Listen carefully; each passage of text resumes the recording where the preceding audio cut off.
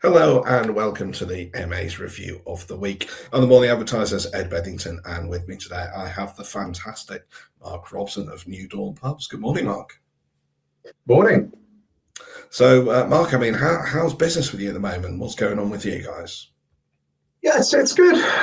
Trade is genuinely relatively buoyant, quite weather driven at this time of year. And despite profitability being more challenging than it has been in previous years, actually top line sales and trade is generally okay. Thank you. Excellent, good stuff, good stuff. So we're here to talk about the week's news. What's been going on? What's caught your eye? Well, we've had some interesting news this week. Probably the most topical and important of which is the That's the Problem campaign that was launched by the VIR, UKH, BBPA, amongst others. Really, from my point of view, very pleased to see a campaign fronted by someone as good as Tom Kerridge, amongst others. And one that's unified the trade bodies, and I hope will have very, very strong momentum.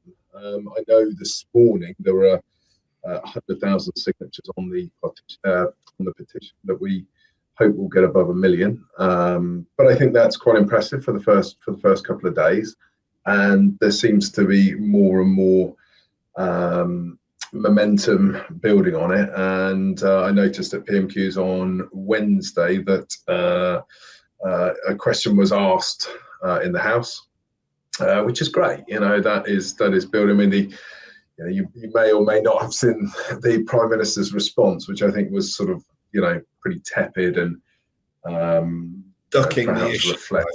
Yeah, I mean, he came back to the 15% off business rates, which it just sort of demonstrates, I think, how out of touch this government is really at the moment. Yes.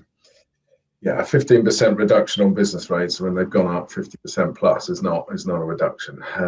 But I think the VAT is, look, it's the silver bullet in the industry. It can absolutely, if we get a VAT change in line with other key European countries for hospitality, it would make an immeasurable difference, help us all to adjust to the ever-growing costs that we've got around labour, energy, rates, etc. So I really, really urge everybody to get behind it. I really hope that that we can hit that £1 million number of signatures, and we can hopefully put some pressure on the government.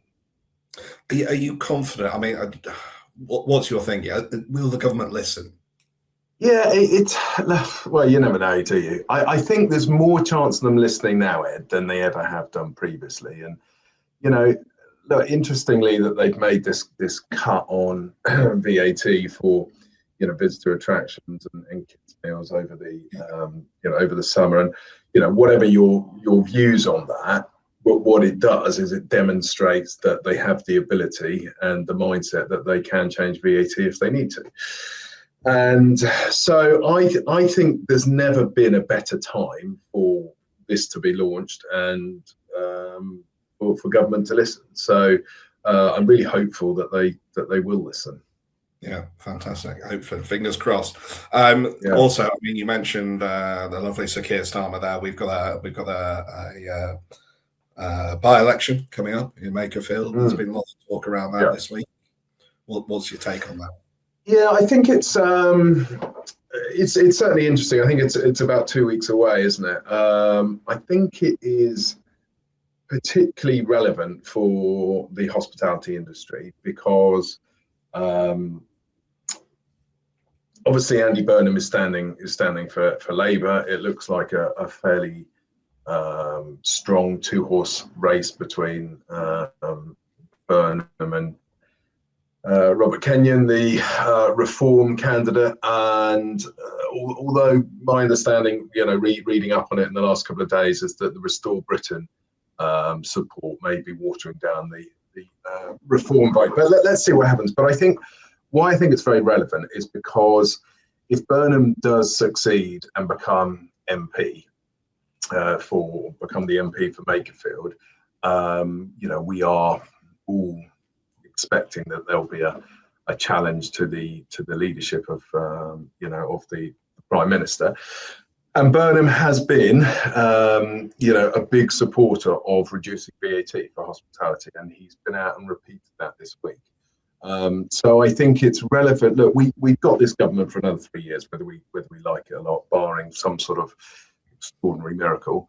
And if that's the case, there's not a lot that's probably going to change with the government. But if we get a new leader or a new Prime Minister and it ends up being Andy Burnham, then do we have a slight glimmer of optimism that VAT may get changed?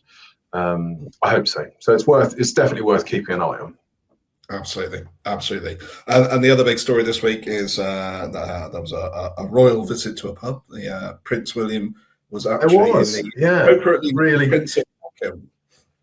Yeah, really enjoyed reading about this morning, actually. And I think the royal family at the moment, I think, have got real credibility, and they're, particularly on the back of the King's visit to the US, where I think it was impossible to be anything other than, really impressed by his speeches, his actions, and the way that he dealt with, what was actually a very tricky situation.